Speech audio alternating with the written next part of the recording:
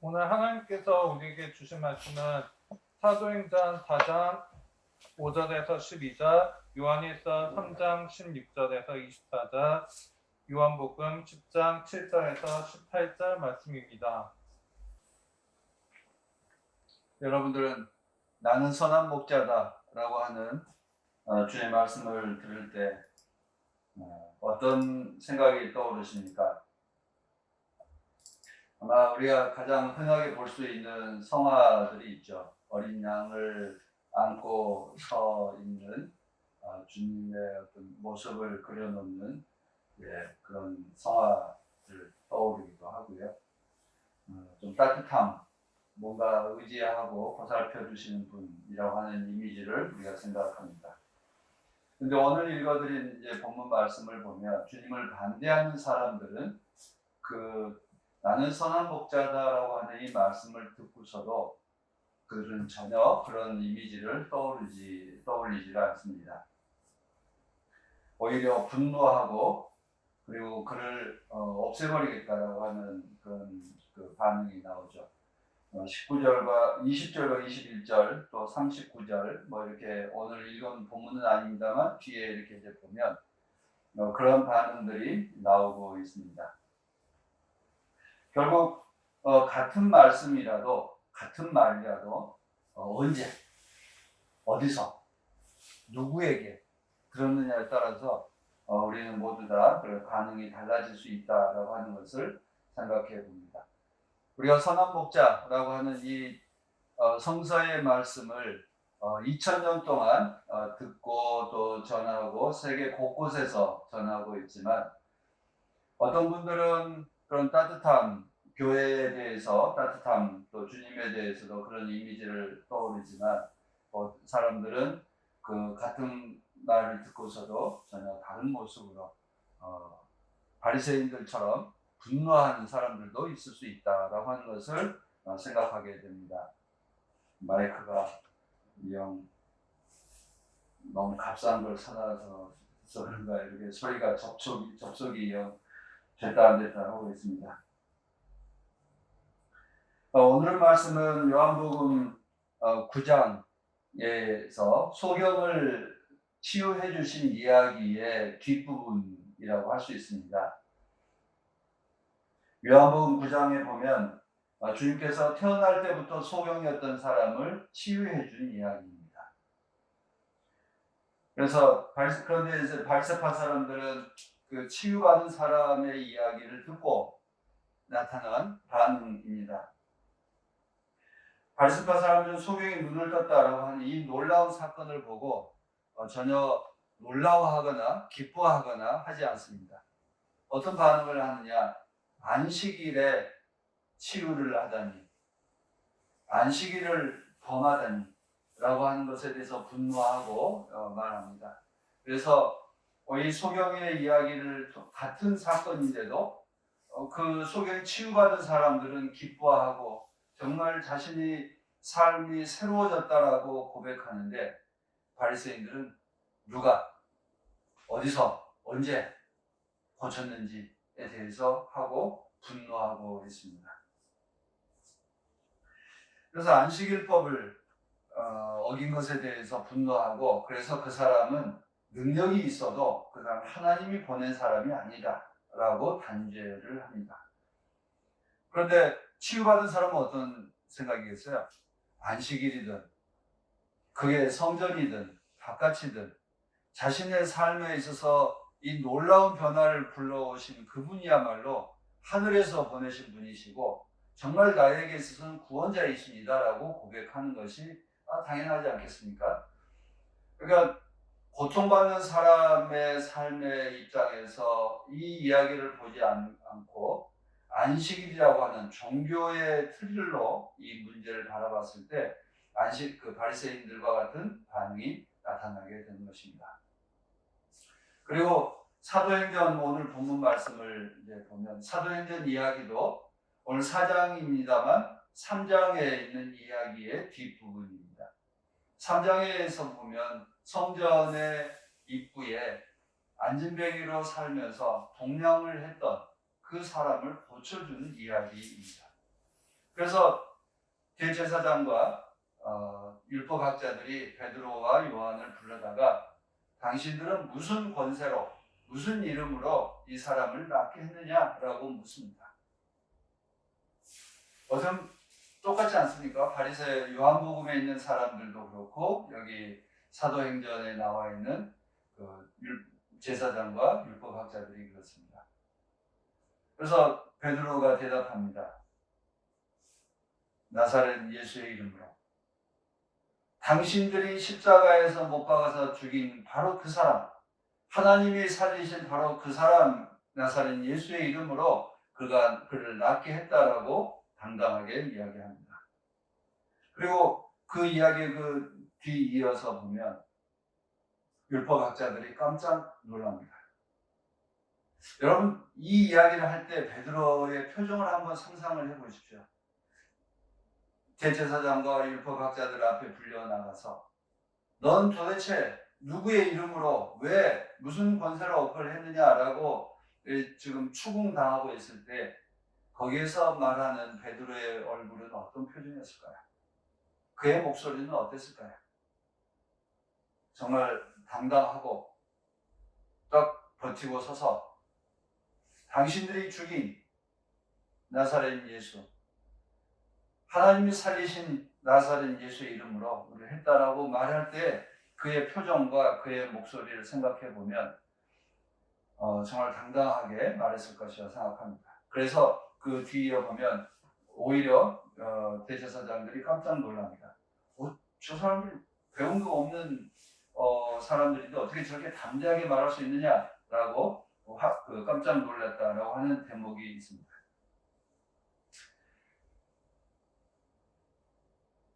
눈을 뜬 사람, 일어선 사람, 그 고통을 다 경감해 줬음에도 불구하고 지배자들, 권위 있는 사람들의 질문은 참 놀랍다. 어떻게 이런 놀라운 일이 일어나느냐라고 이야기를 하지 않고 너는 왜 그것을 하느냐? 너 하지 말라라고 하는 것으로 결론을 내리고 있다는 점입니다.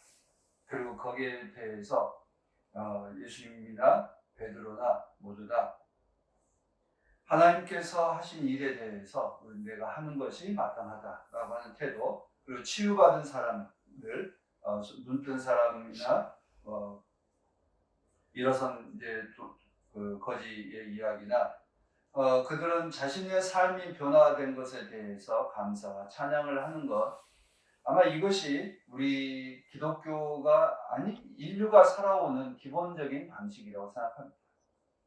자기 삶의 어떤 고통과 어려움을 해결해 주신 바로 그분이 자신들에게 있어서 구원자이고 그리고 자기의 선한 목자다라고 하는 것입니다. 우리는 선한 목자를 교리적으로 어떤 정해져 있는 것이 아니라 자신의 삶의 아픔과 어려움을 치유해 준 사람, 내지는 그를 보살펴 준 사람이야말로 참된 목자라고 하는 것을 말합니다. 우리는 지금 부활절 4번째 주일을 지나고 있습니다. 선한 목자이신 주님께서 당신의 양들을 위해서 목숨을 내어놓으신 바로 그 사건을, 그리고 하나님께서 그를 일으켜 주시고 그를 통해서 눈을 뜨게 하고 일어서게 하는 그 부활의 사건을 오늘 우리가 읽습니다. 그래서 이 부활 넷째 주일은 선한 목자 주일이라고 정해서 명명을 하고 있는데, 교회가 마땅히 해야 할 일들, 선한 목자로서 고통받는 이웃들을 위해서 기도하고 돌보는 일을 다짐하는 그 주간이 이 선한 목자 주일이라고 할 수 있습니다. 요한복음에서 선한 목자의 비유를 이제 끝까지 이어가고 있는 이제 그 줄거리인데, 이것은 선한 목자라고 하는 이 말씀은 초기 그리스도교에서 풀어야 될 근본적인 물음이었습니다. 교회가 초대교회에서도 그렇고 지금도 그렇고 가장 근본적인 물음이 뭐죠? 예수는 우리에게 누구인가? 예수는 정말 우리들에게 그리스도인가? 예수는 우리들에게 선한 목자인가? 사꾼 목자인가? 예수는 우리들에게 누구인가를 묻는 것이 초대교회의 물음이었고 21세기가 지나고 있는 지금도 우리가 답해야 될 물음입니다. 초대교회 시대에 그리스도인들은 예수님께서 나는 선한 목자다라고 말씀하셨을 때 어떤 생각을 했을까? 만약 우리가 그 시대에 살았다면 어떤 생각을 했을까? 그리고 주님의 이 선한 목자 비유 이야기하고 나서 머지않아 예수라는 사람은 십자가에서 처형당했습니다. 처형당한 바로 그 사람이 우리들에게 선한 목자다라고 이야기할 때 그 말을 듣는 초대교회 교우들은 어떤 생각을 할까? 아마 우리가 지금 우리들의 말로 이야기한다면 왜 그랬대? 왜 이렇게 나댔대? 그냥 조용히 좀 살지. 적당히 좀 하지. 아마 이런 반응을 하는 사람들. 그리고 왜 바보같이 그랬을까? 하는 그런 이제 여러 가지 물음들이 있을 수 있습니다. 바울 사도가 초대교회 고린도 교회에 전했던 고린도 전서에 보면 십자가 사건에 대해서 말합니다. 십자가는 유대인들에게는 거리낌이요 헬라인에게는 어리석음이다라고 이렇게 이야기를 합니다. 여러분 유대인들에게 있어서는 하나님의 아들이라고 함에도 불구하고 능력 없어서 거기서 무참하게 죽임당한 걸 보면 그는 능력 있는 사람이 아니었다. 하나님의 능력을 보여준 사람이 아니었다라고 한 점에서 거리낌이었고 그리고 왜 그런 바보 같은 짓을 했을까라고 생각하는 그 답에 대해서 매우 어리석은 일이었다라고 이야기를 하는 것입니다. 그때가 고린도전서는 주후 52년경에 썼을 거라고 생각합니다. 그럼 예수님께서 30년경에 돌아가시고 그리고 십자가 처형당했다고 한다면 30년에서 20년이 흐른 뒤에 그런 생각을 합니다. 그러면 요한복음은 언제 써졌죠? 주후 100년경에 쓰여졌을 거라고 추정하고 있습니다. 그러면 50년이 더 지난 요한복음 시대에 거기에선 어떻게 바뀌었을까? 요한복음은 양들을 위해서 자신의 목숨을 내어놓은 것이다 라고 이렇게 해석하고 있습니다. 어리석은 일도 아니고 거리낌도 아니고 자신들의 양을 위해서 자신의 몸을 희생하신 희생양 선한 목자라고 말하고 있습니다. 양들을 구원하기 위해서 자신의 목숨을 내어주신 분 바로 그분이 우리의 주님이시고 그분은 우리의 선한 목자다라고 말하는 것입니다. 주님은 어떤 목자가 선한 목자인가에 대해 말씀하실 때 양들이 어려울 때 자기의 목숨을 내어놓고 지키시는 분이라고 하는 그 말씀과 아울러서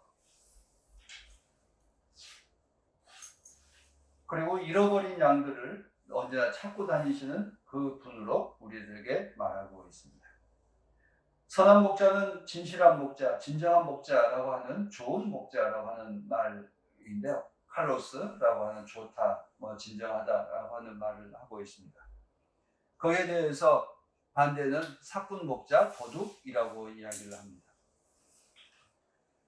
도둑과 사꾼 목자의 특징은 자신의 목숨을 보존하는 데만 관심하지 양들의 처지에 대해서는 전혀 관심하지 않는다라고 하는 것입니다. 지금 그리스도교라고 이야기를 하고 그리고 복음을 전한다고 이야기를 하지만 또 자유와 온갖 이념과 가치를 표방하지만 실제로는 자기의 유익을 위해서 하는 사람들은 선한 목자가 아니라 사꾼이요 도둑이다라고 하는 것을 말하고 있습니다. 이번에 미얀마에서 군사 반란이 일어났습니다. 그들이 시민들을 무차별적으로 살해하는 것을 우리가 뉴스를 통해서 보았습니다. 어린아이들까지도 총질을 하고 집에 들어가서까지 총질을 해대는 것을 보았습니다. 시민들을 향해서 중화기를 동원하는 것 이런 것을 우리가 수없이 보았습니다만 우리 한국 사회에서도 이 미얀마 군부의 이런 그 학살 행위에 대해 일어남에도 불구하고 오히려 미얀마 군사 반란자들을 옹호하는 사람들도 있는 것을 보게 됐어요. 참 깜짝 놀랐어요. 옹호하는 논리는 딱 하나입니다. 그들은 미국에 맞서서 미얀마를 지키는 것이다 라고 이야기를 하는 해괴한 논리를 내세웁니다. 그럼 미국에 맞서기 위해서는 시민들을 죽여도 되는 것인지에 대해서 묻지 않습니다.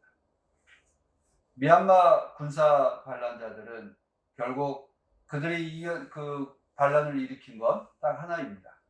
자기들이 가지고 있는 수많은 기득권들을 지키기 위해서, 자기들의 권리를 잃지 않기 위해서 그들은 반란을 일으켰고 거기에 저항하는 시민들에 대해서는 무참히 살육하고 있습니다. 그런데 어디 그들뿐입니까? 우리 사회에서는 어떻습니까? 자신들이 과거에 누렸던 그 권리를 지키기 위해서 수많은 사람들을 고통의 속으로 밀어넣습니다. 우리가 보수 언론이 그러하고 또 이번에 종합부동산세에 대한 종부세라고 이야기하는데 그걸 내는 사람들이 전 국민의 몇 프로라고 그러죠?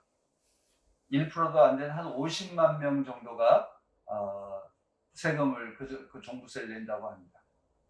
그 세금을 깎아줘야 깎아달라고 요구하는 사람들도 있고 깎아주는 것이 개혁이라고 주장하는 사람들도 있습니다. 이번 선거에 대해서 여러 가지 사회적 쟁점도 있었습니다만 결국 그런 세금 문제, 이해관계에 대해서 이해를 달리하는 서로 손익계산서에 서로 다른 사람들끼리 부딪혀서 거기에 대해서 지지한 것입니다. 그리고 검찰들도 역시 마찬가지입니다. 자신들이 누려왔던 그 권력을 조금이라도 잃지 않게 하기 위해서 자기들의 어떤 힘을, 남아있는 힘을 다 쓰고 있습니다. 사건 목자는 그 양들의 처지에 대해서, 양들의 고통에 대해서 관심하지 않습니다. 태생소경의 고통에 대해서 관심하지 않습니다. 그리고 안진병이었던 사람이 일어선 것에 대해서 함께 기뻐하지 않습니다. 그들이야말로 피리를 불어도 함께 춤추지 않고 즐거워하지 않고 호곡을 해도 함께 울어주지 않는 그런 냉담한 사람들의 모습을 보게 됩니다. 우리는 정말 한국 교회가 만들어가고 또 사람 전하고자 하는 그 복음은 무엇이겠습니까? 서로 사랑하라고 하는 복음입니다. 요한일서의 말씀처럼 서로 사랑하라. 서로 사랑한다는 것은 그 아픔을 나의 아픔으로, 그의 기쁨을 나의 기쁨으로 나누고 서로 격려하는 것입니다. 한국 교회가 전하고 있는 복음의 핵심은 서로 사랑하라고 하는 것입니다. 그러면 우리는 정말 그렇게 행하며 살고 있습니까? 우리는 그 아픔을, 고통당한 사람들의 아픔을 나의 아픔으로, 그들의 기쁨을 나의 기쁨으로 나누고 있습니까? 그들과 나라고 하는 것은 끊임없이 변화해 갑니다. 그런데 그들과 나라고 하는 것은 우리의 어떤 일정한 울타리를 정해놓고 이 울타리 안에 있는 사람들끼리만 그 기쁨이 나의 기쁨이요 또 그의 아픔이 나의 아픔이라고 생각을 합니다. 그런데 그 울타리를 어디 하죠? 우리 되게 가정, 친구, 교회, 학교, 우리의 울타리는 이렇게 정해져 있습니다. 근데 주님께서는 그 울타리를 끊임없이 넓혀가고 또 다른 울타리에 있는 그 양들에게까지도 보살펴 주고자 하는 모습을 우리들에게 보여주고 있습니다. 우리가 이제 미얀마 대사관 앞에서 목요일 오후 2시에 늘 이제 기도회를 하는데 질문을 받습니다. 아니 한국 사람들이 뭐하러 미얀마를 위해서 이 시간을 내서 하지요? 또 하나 질문은 뭘 것 같아요? 미얀마는 불교 국가인데 왜 예수쟁이들이 나서서, 왜 기독교인들이 나서서 이 기도회를 합니까? 라고 질문합니다. 이게 미얀마 대사관 앞에 가서 2시에 그 기도회 할 때마다 늘 묻는 질문들이에요. 여러분들 뭐라고 대답하시겠습니까? 왜 기독교인들이 불교 국가인 미얀마 시민들을 위해서 한 기도해야 된다고 생각하십니까? 할 필요가 없다고 생각하십니까? 그리고 한국 사람이 왜 이 미얀마 사람들을 위해서 이렇게 뭐 난리를 죽이고 있다 이렇게 표현한 사람들도 있는데 이렇게 호들갑을 떠느냐라고 말을 하는데 여러분들은 어떻게 생각하십니까? 미얀마에서 일어난 일은 미얀마의 사람들이 알아서 하는 일. 그건 누구의 논리죠? 언제나 강자들의, 외부 사람들의 참여를 배제하기 위해서 늘 내세우는 논리입니다. 그리고 이게 수시로 이제 써먹는 이제 비유이기도 합니다만, 그러나 주님께서는 언제나 고통당하고 있는, 내지는 홀로 떨어져서 이 길을 잃고 있는 양 한 마리를 찾기 위해서 자신의 삶을 내어놓는 그런 선한 목자다라고 하는 것을 우리들에게 늘 말씀합니다. 사꾼 목자는 그 양이 어떤 처지에 있든 어떤 고통을 겪고 있든지에 대해서 관심하지 않습니다. 필요한 것, 그날 나에게 임금이 돌아올 수 있는지에 대한 관심이죠. 우리 사회에서 재난 참사가 일어나면 어떤 보도가 나옵니까? 피해액이 얼마다. 그죠? 꼭 나오는 금액이 그렇습니다. 피해액이 얼마다. 그리고 보험금에서 보험을 가입해서 얼마 나올 수 있다. 또 지난 세월호 참사 때는 어땠습니까? 다 이제 계산을 해내죠. 아주 친절하게 계산까지 다 해줍니다. 그래서 얼마 받을 수 있다. 정부에서 뭐 주면 뭐하고 그렇게 하면 보험에서 얼마 받고 정부에서 뭐 지원금 얼마 받고 뭐 이런 계산을 해가지고 몇 억을 받는다. 그래서 그 사람들의 어떤 고통과 눈물에 대해서는 관심하지 않는 채 피해액과 보상받을 수 있는 금액의 문제로 환금을 해버립니다. 오로지 관심사가 그렇습니다. 우리는 정말 이 시대를 살면서 우리는 서로 사랑한다는 게 무엇인지에 대해서 생각해야 되고, 두 번째는 우리의 울타리에 대해서 우리끼리라고 하는 그 울타리에 대해서 아주 작게 잡아놓고 내가 세운 기준에 맞지 않는 사람에 대해서는 배제하는 방식으로 가고 있습니다.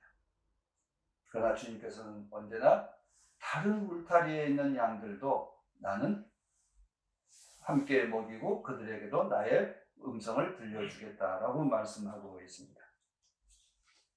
그런 점에서 우리 교회의 품은, 우리 그리스도인들의 그 품은 넓고 더 넓어져 가야 합니다. 지금 미국에서 아시안계 사람들에 대해서 혐오와 차별받는 것에 대해서 소식을 듣습니다. 그래서 중국 계통 사람들이 특히 이제 위협을 많이 받죠. 그리고 중국과 닮아 있는 아시안 사람, 한국 사람, 일본 사람들도 역시 똑같은 대우를 받습니다. 우리 그 뉴스에 보면 은연중에 그런 게 있죠. 한국 사람이 아니어서 다행이다라고 하는 그런 뉘앙스도 있고요. 또 왜 우리가 당해야 돼? 중국 사람들이 이 코로나 우한 바이러스 때문에 중국 사람들이 당하는 건 괜찮은데 왜 한국 사람들이 당하는 건 좀 억울하다라고 하는 그런 뉘앙스들을 담아서 우리가 소식을 듣습니다. 미국에서 아시안계가 차별당하는 것에 대해서는 우리가 분노하고 그리고 거기에서 억울하다고 이야기를 하죠. 그런데 우리는 어떻습니까? 우리 국내에서는 미얀마에서 온 노동자들, 베트남에서, 인도네시아에서, 동남아시아 쪽에서 온 노동자들에 대해서는 우리는 어떤 태도를 취하고 있습니까? 그리고 나보다 힘이 약한 사람들에 대해서, 우리가 가난한 사람들에 대해서 우리는 어떤 태도를 취하고 있습니까? 돈이 없는 사람들에 대해서는 우리는 어떤 태도를 취하고 있습니까? 성소수자들에 대해서는 우리는 어떤 태도를 취하고 있습니까? 우리가 세워놓은 그 울타리들에 맞지 않으면 배제하고 쫓아내고 그들에게 대해서는 우리는 사랑하는 대우를 하지 않습니다. 그리스도의 복음을 듣는 우리들이 그리스도 나사렛 예수가 우리의 그리스도라고 고백하고 예수의 이름 외에는 구원이 없다라고 말하는 우리 그리스도인들이 먼저 우리가 이 사회의 선한 목자로서 살아가려고 한다면 우리의 울타리는 더 넓어지고 더 넓어져야 합니다. 어디까지 넓어져야 되죠? 모든 사람은 하나님의 자녀입니다. 그의 종교가, 그의 민족이, 인종이, 그의 어떤 성적 특성이 뭐 하든지 간에 모든 사람은 다 하나님의 자녀입니다. 그 사람이 어떠하든지 간에 내 마음에는 그러해야 됩니다. 우리의 사람은 넓어져야고 더 넓어져야 됩니다. 그러나 우리는 그 선한 목자이신 예수를 닮고자 한다면 우리의 생각과 마음은 더 넓어질 수 있기를 간절히 바랍니다. 선한 목자, 그분은 양이 못 먹을까 봐 안타까이 여기시고 길을 잃을까 안타까이 여기시고 또 늑대에게 먹히지 않을까 안타까이 여기시는 그 마음으로 우리를 바라보고 계시다는 것을 늘 기억할 수 있기를 바랍니다. 오늘 교동문으로 시편 23편을 읽었습니다. 선한 목자, 여호와는 나의 목자시니 내게 부족함이 없어라. 특별히 우리 그 시편 23편을 읽을 때마다 이 구절을 읽으면서 우리는 참 위로를 많이 받습니다. 장례식장에 가서 이 선한 목자의 시편을 읽을 때마다 참 눈물을 겪고 감사하게 됩니다. 거기서 4절을 보면 그렇습니다. 내가 비록 죽음의 골짜기로 다닐지라도 주님께서 나와 함께 계시고 주님의 막대기와 지팡이로 나를 보살펴 주시니 내게는 두려움이 없습니다. 시인은 죽음의 골짜기라고 말할 정도로 깊은 절망의 골짜기를 지나고 있습니다. 그런데 생각해 보면 지났을까요? 지나고 있을까요? 지나기 전일까요? 시편 23편은 아마 지나고 난 다음 회상하면서 노래할 수도 있고요. 죽음의 골짜기를 지나가고 있으면서 현재 진행형으로 지금 주님 내가 이 골짜기를 지나고 있습니다. 나를 지켜주십시오 라고 노래하는 수도 있고요. 저 목전에 앞두고 힘이 그 죽음의 골짜기로 들어가는 것이 두려워할 때 내가 죽음의 골짜기를 지나간다 할지라도 주님께서 나와 함께 해주십시오 라고 하는 영원하는 마음으로 이 시편을 읽을 수도 있습니다. 인생의 고비를 겪고 있는 상황에 우리는 이 주님은 나의 목자십니다 라고 하는 이 고백이 우리의 노래로 언제나 될 수 있을까라는 생각을 하게 됩니다. 선한 목자이신 주님께서 나와 함께 해주십시오. 저를 지켜주십시오. 나를 보살펴 주십시오. 주님이 함께 하신다면 어떤 곳이라도 두려워하지 않고 담대하게 갈 수 있을 것 같습니다. 라고 하는 그 자기의 의지를 실어서 노래하고 있습니다. 선한 목자이신 주님의 보호하심이 지금 필요하십니까? 주님의 보호하심이 필요하다고 하는 이웃들이 눈에 보이십니까? 우리가 함께 미얀마 시민들의 마음으로 그리고 세월호 피해자 가족들의 그 눈으로 지금 코로나19로 인해서 고통당하고 있는 그 환자와 그를 보살피는 가족의 눈으로 그리고 또 다른 질병으로 인해서 고통 겪고 있는 그 환자의 눈으로 죽음을 목전에 두고 내지는 고통을 겪고 있는 그 사람의 심정으로 이 시를 읽어갔으면 좋겠습니다. 그리고 그 마음으로 우리가 늘 기도했으면 좋겠습니다. 다른 울타리에 있는 다른 양들, 그들은 지금 어떤 모습일까? 어떤 처지일까? 얼마나 아파할까? 기뻐할까? 알지 못하는 나의 속좁음에 대해서도 안타까이 여기기도 하고, 또 그리고 그들을 위해서 기도할 수 있다면 하나님께서 기뻐하시고 참 우리가 예수를 참되게 따른다라고 말할 수 있으라고 믿습니다. 주님, 나를 지켜주십시오. 나를 바라보시며 나의 이름을 불러주십시오. 기도하십시다. 주님은 나의 목자시니 내게 부족함 없사라. 이 시가 언제나 우리의 노래가 되게 하시고 우리의 고백이 될 수 있도록 인도하시는 주님. 우리가 주의 나사렛 예수가 나의 그리스도이심을, 나의 구원자이심을 늘 고백하고 그가 살았던 그 발걸음을 우리도 따라 걸을 수 있도록 힘주시고 지혜와 능력으로 덧입혀 주시옵소서. 특별히 대제사장 앞에서 담대하게 외쳤던 베드로처럼 우리도 주 성령께서 충만하게 우리를 붙잡아 주셔서 언제나 담대하고 넓고 자신 있게 살아가는 우리 모두가 되게 하옵소서. 주 예수 그리스도의 이름으로 기도드립니다. 아멘.